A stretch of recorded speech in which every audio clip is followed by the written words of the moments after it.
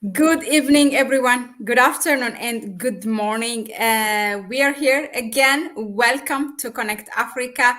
Kwame Gonza is here with us because even if we want to kind of take a rest from it, it's not allowing us, and it's very important for us. So we saw an article. I will just dive into it right away.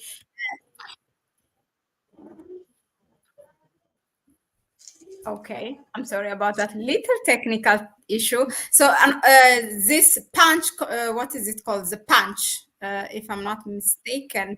This is, I think, a Nigerian-based online media. So it has come up with an article called "Nigeria has not met OPEC supply quota since 2022." Now, it's interesting to us because we took how the dots are connected. Now, Aliko Dangote exposed this oil mafias working together with the West at the Afrexim Bank conference in the Caribbean just, a few weeks ago. And then we saw the Nigerian government kind of, taking a step, and Bola Tinubu setting up a team in which Dangote himself is in it. And then yesterday we came and talked about Dangote again buying 5 million barrels. Yeah, 5 million. Was it the amount of dollar or was it the barrels? I think it's the number of the barrels.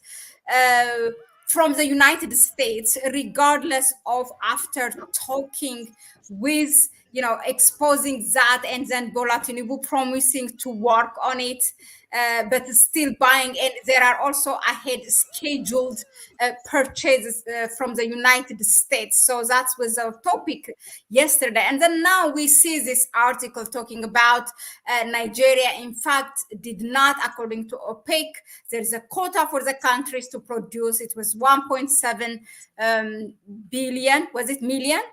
Kwame, you Million. correct. Yeah, barrel per day. And it's for the past, I think, ever since January of this year, it is producing less. By how many amounts it is less, and why this is coming? Is it kind of justifying now the government uh, to show why Dangote has to buy from outside? But in any case, it doesn't seem a coincidence event. Okay, it has all the months to come and tell us the report that it's producing less. Even when that is the case, still we believe priorities have to be given for, I think, local producers or refiners like Aliko Dangote. Now, Kwame, I'll just ask your opinion on this one. And yeah, the floor is yours. But before that, I want to tell our audience we have two topics for today, kind of unique. So we're going to talk about Nigeria, this OPEC report, and then we will talk about shortly also about ANC, the African National Congress of South Africa. So it will be both brief. Kwame, sorry for talking that long introduction, but once again, welcome. And yeah, you go ahead. Thank you, Mahlet. Thank you very much, everyone who's watching us on Connect Africa. We appreciate you, as we always say, for being part of this journey of information, of building one of the most powerful media platforms on the African continent. And of course, which was conceived by Mahlet here, my sister. It is very important to support the platform. So because this is an alternative platform, we've mentioned repeatedly here, countries are pouring huge amounts of money, billions and billions of dollars, in their media platforms so that they can have control over the thoughts of people, how people are thinking. Britain, for itself, it is pouring close to 600 million pounds every year in BBC, corporation, so that it can be able to influence the minds of people. France is doing the same. I was just watching a media broadcast on Al Jazeera, and they are talking about France and how it is controlling the media. And they spoke about this man called Below who has made his money from Africa. He's a Frenchman, and he's controlling actually the media platforms on the African continent, especially in Western Central Africa, and he's attempting also to buy, MultiChoice, which broadcasts this DSTV and all the channels. Okay, so that he can have influence all over the African continent, and he can influence the direction of thinking of the African people. So that is why it is very important that we are urgent as African people to support our own alternative media platforms like Connect Africa, like this, which is concerned about the interests of the African people. This is a rich person who has billions of dollars, and he has made those billions of dollars in owning most of the ports in Africa, including the Tema port in Ghana, which is the biggest port in Ghana. But he owns the ports in Sierra Leone, Ivory Coast, and all these countries, both on the coasts and then inland ports. He owns close to 18, coastal and inland ports in Africa. And of course, these are supposed to be government infrastructures. But on top of that, he wants to control the media in Africa, which is very scary. So we need to support Connect Africa with everything we have, including, of course, supporting us in the PayPal, account, so that we can be here all the time, to be able to sift and to debunk most of the lies that are being pumped out. A lot of lies are being pumped out, and of course, the struggle is to influence the African people and the thinking of the African people, for colonization to continuously have us, accepting that we should be colonized or we should be controlled by someone. And that is the purpose of the media, of course, all these things that are happening. Now, Mahlet has, of course, mentioned the issue of. Kwame, sorry, don't forget your point, but just to tackle it here before we move to another one, somebody is asking which country is this media. I don't think that question is for BBC, but perhaps maybe for MultiChoice. Yeah, And again, he's yeah. commenting. So MultiChoice Say it is in from the South Africa. positive side, right? That him wanting as an African buying the media. Okay, go ahead No, and clarify. he's not an African. He's a Frenchman. He's a French. Okay. So he's called Balore. He's a French, and his mindset is right wing. He's colonialist. But he has made his money due to his association, from his association. Like what we mentioned yesterday, we mentioned that, we stated that, the multinational companies, they are the new controllers, they are the new colonialists, but they work as an integral part of the countries where they come from. So they are monopolies. So he has created monopoly over Africa's logistics infrastructure. Okay, so the ports, remember, the ports is where we receive all the goods that are coming into the continent, or the country, whatever it is. So when these ports are controlled by someone external, this is someone who can even starve the country of important, resources or important goods which are coming into the country. And then they have the ability of collecting this data and sending it to France and sending it to the United States to know whatever we are doing and be able to easily control us and even put sanctions, because they will know what are the weaknesses. So he's in control. The gentleman called Balore is in control of most of the media platforms, and satellites, in West Africa, especially from former French colonies, because he's a French and he works with the French government. But he's trying now to go deeper into the English-speaking African countries, so that he can control the media over there. So he's not an African at all. He just wants to buy MultiChoice so that he can control the other parts of the continent. And France, of course, will have a very big upper hand in that line. Yeah, so that is what it is. So the issue, Marit, maybe you can go back and try to rephrase that question, and what you how you phrased it, regarding the issue of the oil. Yeah, so the Punch came out with this headline that Nigeria has not met actually the quota that it's expected to produce, which is 1.7 million barrels, billion, was it? 1.7 million barrels a day.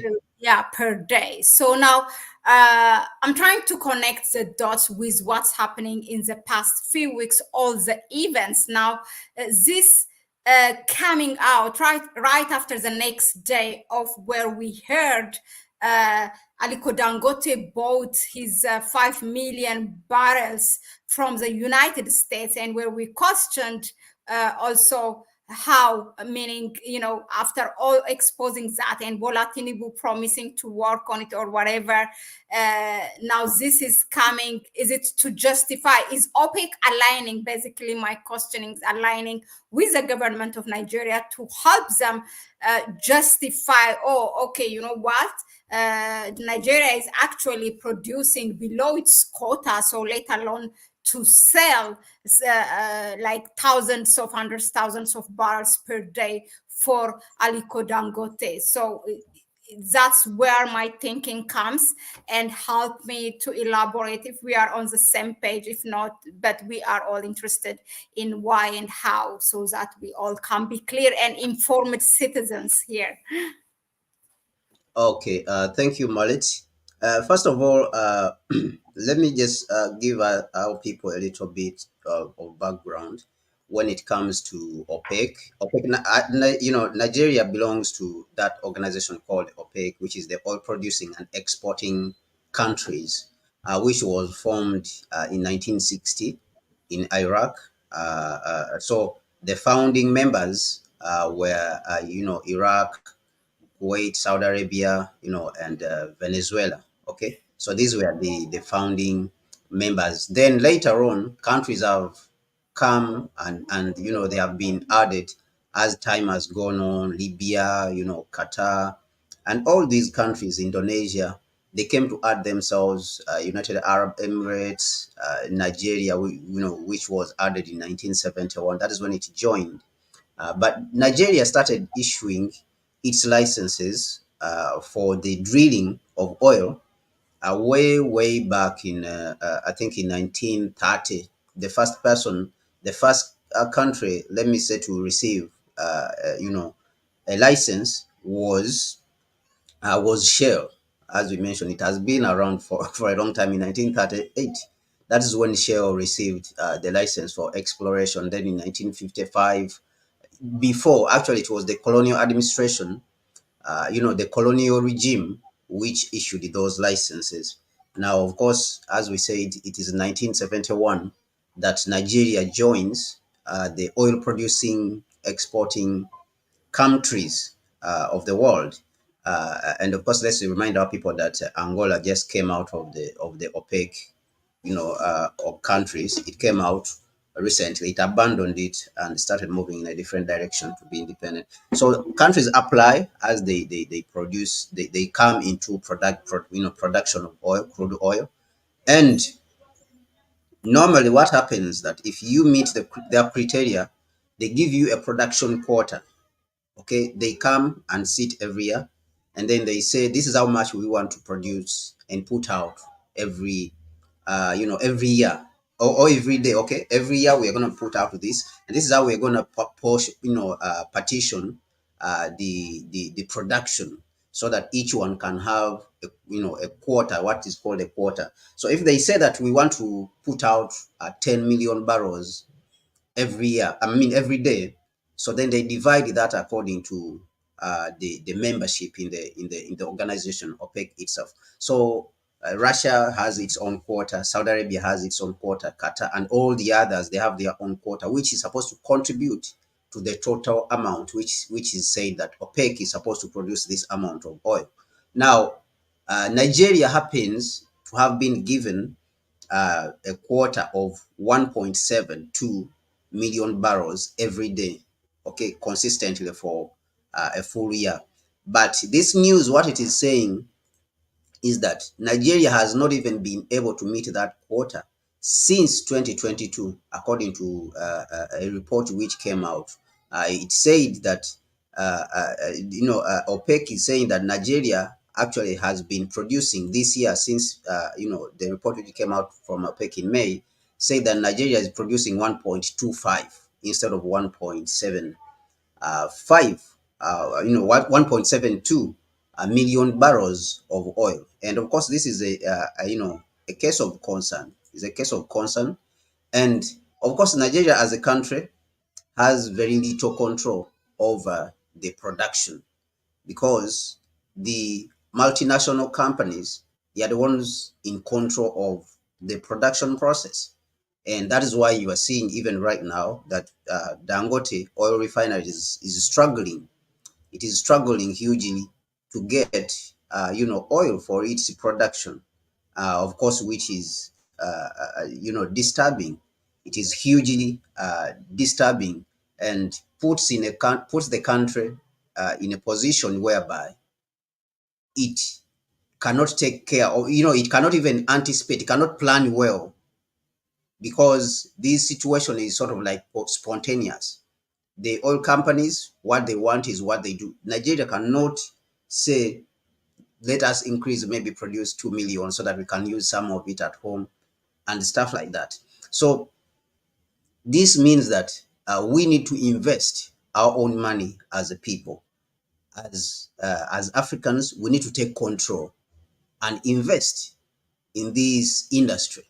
And what actually was required for this country when Tinubu came, to power, was the restructuring of the industry itself, and not, not exactly the so-called reforms that is been playing with, which we call the tinkering.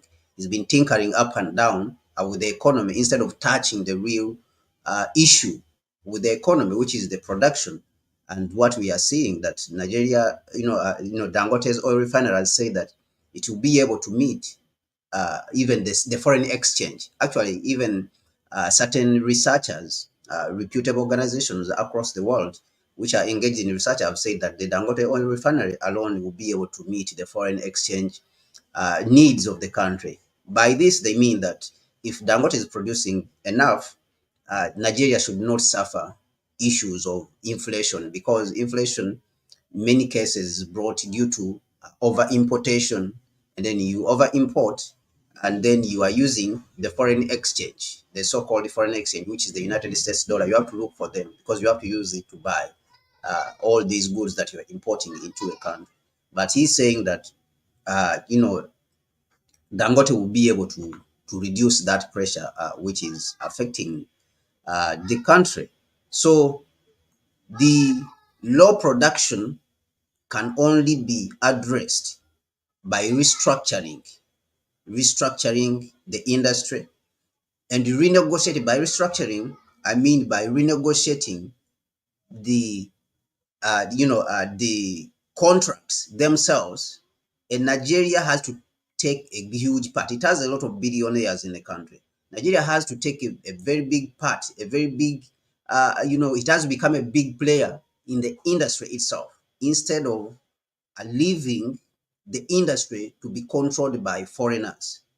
This is the only way that all these problems will be addressed. And I'm confident that with Dangote's investment of $20 billion in a refinery, that he will not be able to leave, all this investment to go to waste and to suffer like that, or for him to default on loans, which the international banks, they want that. They want the refinery to fail. They want the Dangote refinery to fail. And of course, working together with their partners, which are the international oil companies, they want this to fail. So I believe that Dangote will not, let himself fail. And if it means him, investing an extra $5 billion into exploration and production of crude oil by himself, setting up, an oil production, crude oil production company by himself, I'm sure that Dangote will be able to do this. And this is what I would encourage him to do in the country. And of course, he has done this even when he was building the refinery. He saw that across the world, there was no construction company which had the capacity to help them to build the refinery. And they set up their own, a construction company within all the construction companies in the world. All those big construction companies, including the ones in China, they were not able, they didn't have the capacity to help them to build their refinery. So I'm confident that, Dangote will be able to rise up to the challenge. He will be able to rise up to the challenge to meet this crisis that is happening in Nigeria. But in all, what we understand is that the government of Nigeria, this habit of leaving the industry on autopilot, on sort of autopilot, on automatic, and leaving it in the hands of what they normally our intellectuals in Africa call the private sector, the so-called the private sector, is what is causing the problems. This false narrative, which they have borrowed from the West, most of our intellectuals, every time you say that the government should play a constructive role, a serious role, they always point to the private sector, private sector.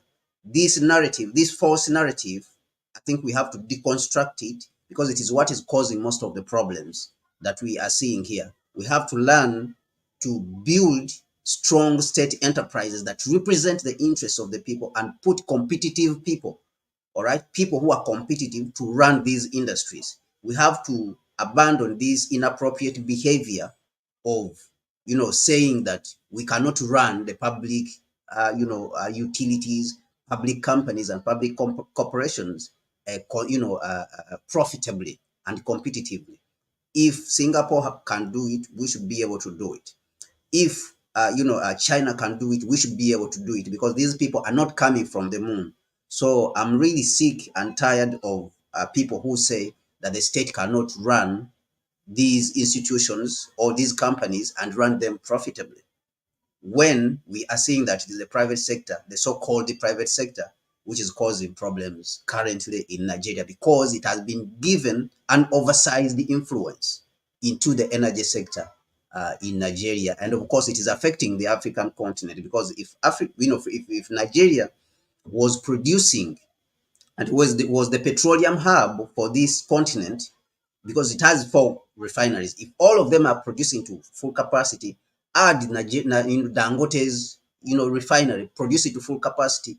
The Nigerian state, the Nigerian National Petroleum Corporation is involved in the production at 60% in the production of crude oil. Nigeria should be able to supply Africa's, crude oil, refined oil needs. We should not be importing, and this will bring a lot of wealth in Nigeria itself. But it would also bring a lot of wealth in Africa because now all the money, our money, will be circulating inside, and it is possible. We just have to position the Nigerian National, Petroleum Corporation to play a huge role in the production of crude oil, feed the 4 refineries, I feed the grew up Dangote there, refinery. and I don't want to insult it.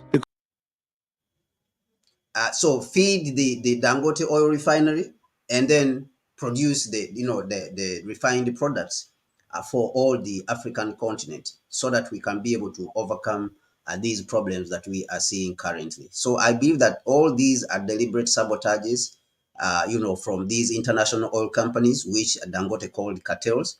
It is a tactic, to be, they want to derail the plans of Nigeria being self-sufficient with the help of Dangote. They want to fail Dangote oil refinery from continuing to produce. So it will be a pity for us to leave this subject without really commenting what is the way forward, or is the way forward is to the state has to run the oil. I think that the state currently and the ruling class is kind of, many of them are conflicted as we see. We see that some of them, they have double interests. They are part of the cartel internally and helping the international oil companies to do this. So what we see is that we have to build a very strong movement. So even if that movement has to come from outside the continent, but first of all, I think that these frustrations, Dangote has to, to take a very, bold step and enter the production of crude oil by himself. All right, because he has the money. He has the capacity to invest about 5 billion in this. Whether it is 1, 2, 3, 4, $5 billion, he should be able to invest it. I believe that Dangote can enter into the production of crude by himself to supply himself and fight off these international oil companies. And as he has to empower, I think that if the state itself has made itself weak that it cannot act to protect the interests of its own interests and the interests of the people, then Dangote has to work with the revolutionaries, the Pan-Africanists. There is no option to work with the people to remove this state and put a stronger, government, a Pan-African government, which will be able to take the interests of the people and the interests of the country seriously, and not leave the fate of the country and the people in the hands of foreigners, the so-called international oil companies, who have been given a blank check to do whatever they want, in Nigeria and the rest of the African continent. So I think that as Africans, we need to take these matters seriously. This behavior, whereby people say, "Oh, you are from Nigeria, you are from Congo, you are from Ghana." So I believe that all of us as Africans, we have to recognize these problems, that this enemy is eating us because we are dividing ourselves. Now we need to build a movement which starts even all over the African continent, and point to these problems critically and say, specifically, and say, we don't agree with what is happening in Nigeria, because we believe that if Nigeria is doing well, all these refinery infrastructures are doing well, there's going to be a lot of wealth within Nigeria, but that wealth is going to be also coming to Africa, because Africa is going to stop importing all the crude, the refined oil. All right, because this is the interest of us as Africans. So I think that we need to build a strong movement, working with with our brothers, as Africans in Nigeria and all over the African continent, to take on these problems, seriously, and combat these foreign oil companies which are causing these problems. Thank you, Kwame, for that. So, before we move to the second topic for us for today, I really want to add on that one, where you said Dangote has to now resort to also extracting the oil, this crude oil, by himself, rather than expecting it from the so-called, these international oil companies, rather these oil mafias that are based in Nigeria. Now, that's really good, because when it was established, actually, Aliko Dangote said that what he's going to, the numbers that they are targeting to produce will satisfy the whole need of the aviation industry in Africa. And it was actually a few weeks ago, the Ethiopian Airlines, which is the biggest airline in the continent, said that African aviation companies have to consider lowering the price of the ticket, because there is a bigger need of Africans, citizens wanting to fly from one place to another. And as big as Ethiopian Airlines is, or as being a hub of the aviation for Africa, it cannot even fulfill it. And that comes, these ticket prices are skyrocketed because they blame it on fuel. So all that, can be solved. It's really an all-rounded thing. It's not just Dangote making money out of oil. Yeah, It's definitely. The whole a lot of problems in the continent. Yes, the whole energy industry is connected to the transportation industry. So that's how it is connected to the aviation industry. That if you are producing these energy within, you are taking your own raw materials and turning them into refined fuel, then definitely you're gonna put down the price of oil. We saw this with the government in Libya, that under President Gaddafi, they had very cheap fuel because they are using their own fuel. They have their own refineries, so there's no reason why you should have expensive fuel if you are producing it and refining it for yourself. So that means this is going to loop through, because remember that most of the times the energy industry is the backbone of all economies. All goods move through, whether it is on rail, on vehicles, they take all these, they consume fuel. And if that fuel is cheaper, then the goods are going to be cheaper. The agricultural goods are going to be cheaper, which are coming from the farm. So all the services are going to be cheaper. So it is going to play out. Okay, it's going to affect, there's going to be a multiplier effect, that these benefits will have a multiplier effect onto all the other industries, and production of the country. So I think that you are right with what you are saying with the Yeah, air, yeah, yeah.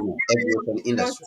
important thing, because every time when the fuel increased and the government increases, I mean, forget about the aviation, even when the price of fuel increases, the price that we buy locally, then everything, the soap you buy, the chewing gum you buy, like every little thing will increase because they bring it by transport. So yeah, hopefully Aliko Dangote, it's not just that I wish he sponsor us, but we have nothing, but we know that because we can imagine the immense influence, positive influence it can bring to the continent. And that's why we are repeatedly making a program that is related to him. Yeah. Now, moving to the next topic, it's about the African National Congress. And I'm going to leave you to watch this video with us. And when we come back, I'm going to throw a question to Kwame that he has to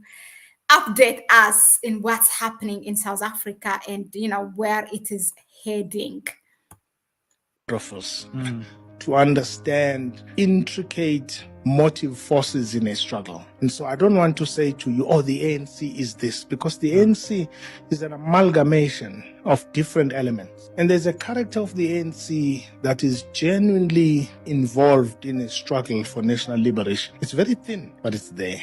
There's a broad element of the ANC that I think is a conscious ally of capital. And there's a broad element in the ANC that is an unconscious ally of coloniality. And then there's an element in the ANC which I think is very dominant. I'm not saying it's many people, but it's dominant. It's people who sold out a long time ago. And that selling out, that infiltration of a liberation movement, which is always the desire of those who oppress others. That element in the ANC, it's not the only element, that element is in charge now. And that element has money. And that element buys others, silences others, or co-opts them. And that's where we are. But the ANC, you've got to analyze different elements in it. And they are counter-revolutionary elements in the ANC. They are conscious and unconscious. And we've got to analyze each motive force in this broad church. And then after analyzing what's there, which one is dominant, at what time? And the dominant one now is the one that protects capital. And if you really want to analyze it, because, South Africans handle debates in a binary fashion. You start from 94, you start with Mandela and critique it, not criticize it. Critique that moment. It has elements of greatness, of a great breakthrough, but it also has elements of co-option and being an ally of the very system that we're trying to defeat. You come after that with the Thabo Mbeki one. I know Thabo Mbeki people see themselves as the sort of high-class, sophisticated intellectuals. That moment too has good things, but it was also an ally of Western modernity, which is why people who are in that area believe they are superior, they are the golden age. It's because they don't see their errors. It's the arrogance of that period of people who think they are superior intellectually because they believe in Western modernity. There is a Zuma era. It has errors. It disrupts the system. But that too has elements that you must analyze that get into it, that have elements of counter-revolution. All of these presidencies, the three that I've mentioned, have good and bad elements of disruption, others to maintain. I don't want to talk about the current one. Because quite frankly, it represents the conclusion of a system where people are bought, where revolutionaries are completely bought. And those who are not bought are clapping hands, either because they were part of the selling out themselves or they benefit financially from the system. I always say, anyone who's my age, was in this struggle, is my age or older, and likes the current leadership of this movement. Two types of people. They worked with those who are in power during apartheid. They worked with them. Whatever they were doing, they worked with them. Or they benefit financially from the current setup. Both of which cause pain to the ordinary, struggling, black, African, poor person who trusts leaders of a revolution, even when they've sold out. You use an interesting word, rival. Maybe they're not rivals. Maybe white people in the DA and some of our leaders are actually not rivals. We just don't know when they cemented the relationship. So I actually don't think they're rivals, because policy-wise, there's no difference. Historically, there are differences. And I think an organization like the ANC that was truly at the heart, at the center of the anti-apartheid struggle is always vulnerable to infiltration. And I think that process of infiltrating and destroying the ANC that all of us grew up in is almost complete. I actually think it was completed a couple of years ago, and maybe decades ago. Maybe we get into post-apartheid South Africa with an ANC that is already, in some ways unconsciously, a project of the amalgamated agendas of foreign and low and domestic intelligence and capital. And our leaders, consciously or unconsciously, were eager to inherit a country that had stability. And in that desire to have stability, selling out happened, co-option happened, cowardice happened, and just the development of new interests. That we developed new interests. I was asking you guys now, where are our young people who've always liberated countries? We just vote. We are voting cows every 5 years. Sheer electoralism is not going to help us. This country requires stop to this mess and a new philosophy of running things, and not the elitist things by these foundations. No, who are trying to reclaim the moment in order to ensure the continued survival of their funders and to reclaim our future once again. Where people who have been part of the problem want to determine the solution so that they can recycle the problem. Our young people have a moment now to put a stop to this. And I'm saying young people because all people like myself and others are naturally cowards.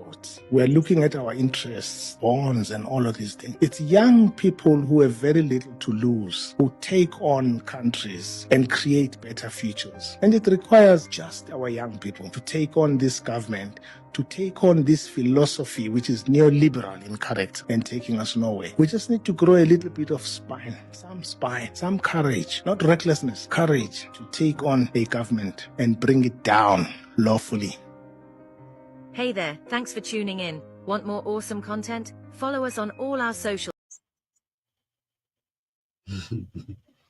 What a revelation.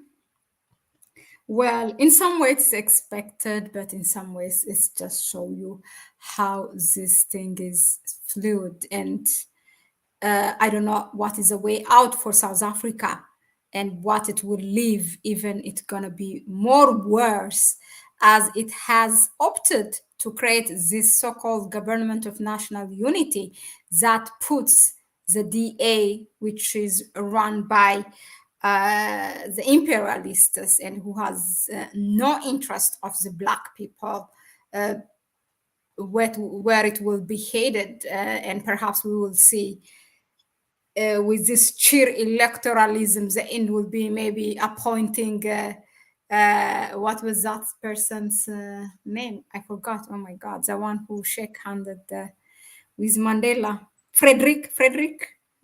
Yeah, I think I've forgotten his name. Yeah. Anyway, so people's like even the DA leader, and we will say a white man again on that presidential. So why not? But yeah, go ahead, Kwame. And what does this tell us? Where will it lead South Africa with this? This man has said quite a Yeah, lot. the elder has revealed a lot of things in that video, and some of them, of course, we have touched on them in our analysis in the past when we're looking at the government of national unity. We encourage everyone to go back and look at the video which we did on the ANC, and we asked the question: is the ANC finished because of its alliance with the Democratic Alliance? Yes, I think Siandes has shown it to us. It's declared. Yeah, it was Always, called it. and this is here to help us. Yeah. Thank you so much. So we touched on this relationship of the ANC and Democratic Alliance, and of course it looks like we are being vindicated right now, even by the internal analysts of the situation in South Africa. The fact that I've not actually seen any media platform which has mentioned that what we mentioned, that the ANC moved in the opposite of where the votes went. I think we are the first media platform to mention it here, that instead of the ANC looking for where its votes went, which is at the, to the MK party and of course the EFF, it went in the opposite direction of where the vote went. Its votes were not lost to the DA, but rather to the MK party and the EFF party.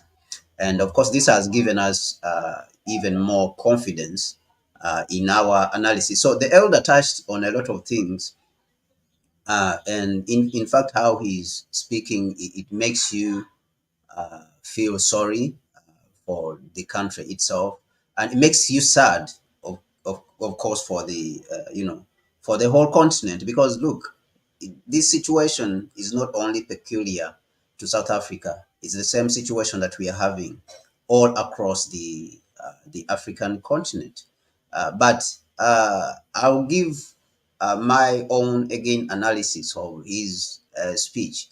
We have mentioned in the past, if you go through our videos where we have spoken about the ANC and its approach, of course we have also looked at it as a positive force in certain cases where we have mentioned its ability to protect the interests of the African people, but also where it has gone wrong, especially when it comes to the domestic policy. On the international and foreign policy, front, the ANC, is excellent when it comes to protecting the interests of the African people, and we saw that the President Ramaphosa was able to push back when they were trying to blackmail us. The United States was trying to blackmail us, and Naledi Pando, Madame Naledi Pando, Dr. Naledi Pando, she played a very, beautiful role, powerful role, constructive role in protecting the interests of the African people. We have here analyzed the case of Ethiopia is one of the kind, how they defended Ethiopia in two times when the US was attacking both on the Grand Ethiopian Renaissance Dam and the war in the northern part of the country. So, yeah. Absolutely. Absolutely. And all this, we have analyzed it on this channel. And of course, like no other channel has done it, like no other media platform. So this is the very reason why you should not take this media platform, which we are building, for granted. This is a very important platform that is touching real, core issues. Now, the Madame Naledi Pando, you could see how they fought against the admission of Israel in the African Union itself. All right. So these on the on the foreign policy front, you can see that it's been very strong. But on the domestic front, the dilly-dallying and of course the weaknesses internally of corruption and the decay of the party and the lack of any internal mechanism for checking the party when it is going off the rails has been a major problem. If you look at organizations like the Chinese Communist Party of China, it is built within it a mechanism, and of course, it is in the very DNA of the party itself, how leaders are selected and how they come up, not merely appointment through, not merely appointment, but they are tested, not because people were somebody's comrade and he was just my comrade and stuff like that. So in an organization like the Chinese Communist Party, a mechanism already is built within it that you at least you have a chance for leaders to rise who will check the organization if it is facing decay. And I will take you back to President no Robert Mao, President Mao Zedong, President Mao Zedong, who of course is one of the founders of the CPP and father of modern day China. He was a strong man, and of course he made some mistakes, but at the same time he built a strong foundation for China, on which foundation people like Deng Xiaoping and Hu Jintao and others, who came later on before President Xi Jinping, they came and built. So Deng Xiaoping came, and even at that point when Mao Zedong was still the president and the chairman of the CCP, he looked at Deng Xiaoping because of his reformist elements.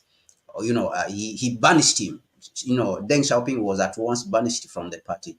And it is until later that they saw that, okay, he is qualified, is not selling out, that they brought him back. But Mao thought that he was selling out. So what does this mean? It means that the party within its DNA was built by Mao with a mechanism for checking, all right, for checking arrogancy, for checking sellouts within the party itself. And when you see Deng Xiaoping later on, even though he came and opened up the country and built on the foundation, of course, the industrial foundation which Mao had laid to open up the country and outside capital to come into and rapid development, you can see that still the elements of the party itself, you could see them in him, that he did not succumb completely to capitalism. All right, which element is missing, within the ANC itself, that it did not retain its Africanness, it did not retain its identity as an African institution, but rather gave in everything to neoliberalism.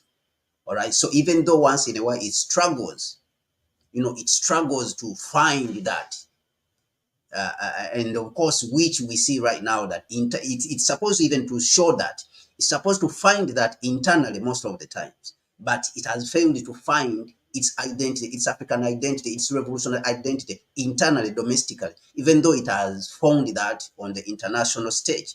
And of course, this is very worrying. We see, Deng Xiaoping after Mao Zedong, that Deng Xiaoping, later on, when there was this Tiananmen Square, so-called, demonstrations, that he brought up a very strong arm to show the people that even though we have opened up and embraced the use of capital, all right, we are not capitalists. We are capitalistic, as the political scientist Eric Rie says, that there's a difference between being capitalistic and being a capitalist. We are not capitalists.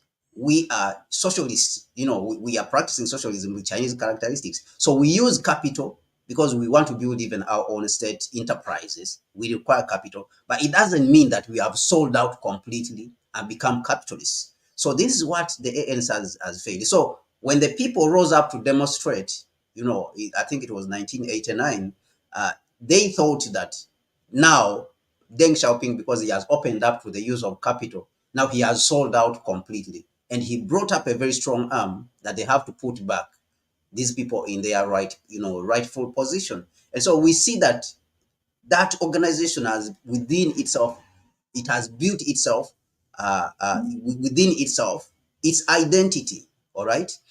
So it has built itself an identity within itself, a Chinese identity, that even though it absorbs these modern characteristics, this modern use of capital, for example, it has not, it has not sold its identity, the identity of the Chinese people completely, and abandoned it, which we see with the South African ANC. So whether you like it or not, however you analyze the ANC at this point where we are, you can only say that it is failing, and it has failed. Now, we need to be able, as an organization, as ANC, to find itself, because the disappointment is huge, even on the side of Africans. We as Africans who are outside here, outside South Africa, we are, disappointed with the way things are going, because we expected such an organization to radicalize instead of, again, moderating more and selling out more, the interests of the African people. I expected that organization, the ANC, to move radically. And in the past, actually, I had started seeing those moves whereby, President Ramaphosa was visiting Democratic Republic of Congo, visiting, Congo, I think it's Congo Brazzaville. He visited, he visited Kenya, he visited, I think, invited Samia Suluhu of Tanzania, he invited Museveni of Uganda. He himself, President Ramaphosa, visited Kenya. So these are the moves which I thought that they are the right ones. They are supposed to talk about the question of land, because this is a very serious issue. We're talking about the factors of production, land, labor, capital. Of course, we don't have the capital, but how can we leave, the land with these, colonialists? to continue to control the land. So these things were supposed to be addressed. And this required the party to radicalize. And this, again, required the party to mobilize the African continent. Because remember, these capitalists are going to come after you if you try to take back the land. Now, you need the mobilization of all the African continent. And there was no better person to do that than Madame Naledi Pandor. There was no better person to do that. And what shows us that the party has really, the leadership of the party has really taken it in a different direction, dropping people like Madame Naledi Pandor.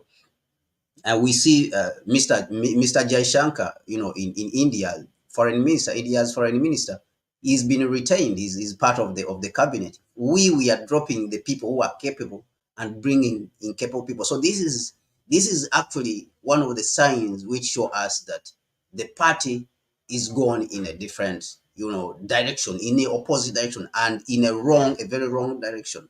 And I think this one, we don't even need to fear to say that the party is really going in a different direction. And now, even though that element, the revolutionary element, is still there, now the question is that will the party be able to discover itself once again and come back and bring itself back on the rail, especially on the domestic front? Of course, it has done very well. It has done very well, on the foreign policy, like we mentioned. But will it be able to discover itself on the domestic issue and on the issue of the land, on the question of the land, and on the question of the minerals within the country? Will it be able to discover itself and come back from where it has gone, where we think that it has gone off the rail?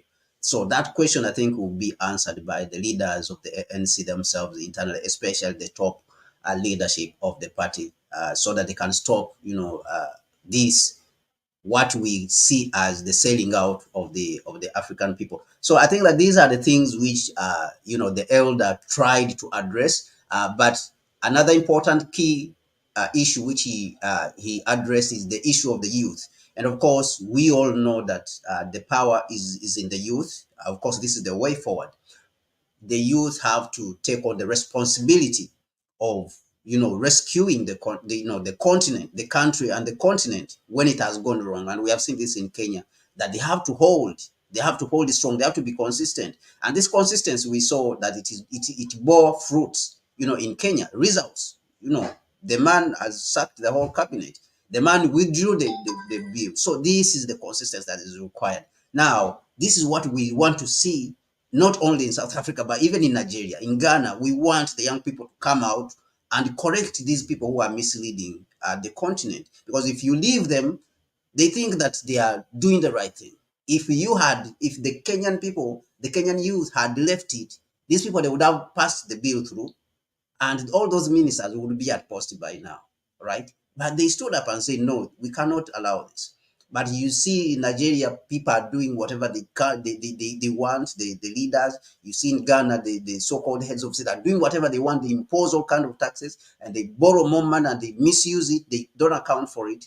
And of course, the young people will sit down. So we want to see the young people all over the continent taking that responsibility. Maybe one thing, I'll just criticize the elder, just one thing a little bit, which I would like to disagree with him, where he said that they need to do it lawfully. So in all, generations, for all people who have rescued countries, whatever activities they have carried out, they have been considered unlawful. All right. So when he says they should do it lawfully, I don't understand what he means by lawfully. And for me, if you speak like that, it is like you are telling people that they should operate in a certain way in order to serve the country, all right, to be able to rescue the country from these evil forces that are holding, the country hostage, all right. And of course, this is limiting. It puts a boundary, to where we can operate and how we can operate to be able to liberate the continent, or liberate the country, as South Africa, the boundaries in which the youth should operate to be able to stop these evil forces that have taken over, the resources of the country. and of course the ANC, the African National Congress itself, and they are taking it in the wrong direction.